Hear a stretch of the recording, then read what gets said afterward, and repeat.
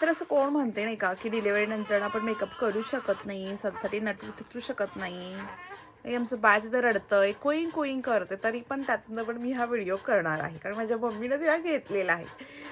तर ही मागवलेली आहे मी लायनर पेन्सिल, जी आहे मार्स, जे आहे edge of desire lip liner, जे तुम्ही शेड बघू शकताय.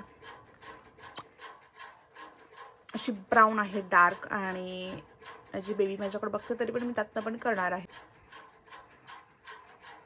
असं कोणी सांगितलं नाही का डिलिव्हरी झाल्यानंतर मदर्स लोकांनी नटू थटू नये. सो अशा प्रकारे हे वाव लायनर तर एकदम बेस्ट लागलेलं आहे. आणि त्याच्यासोबतच ही आहे लिपस्टिक, ज्याची शेड आहे,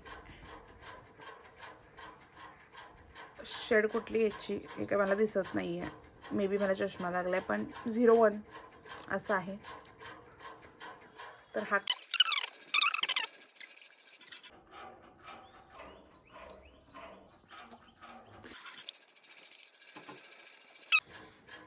तर हे कसं कॉम्बिनेशन दिसतं हे तुम्हाला बघायचं आहे का?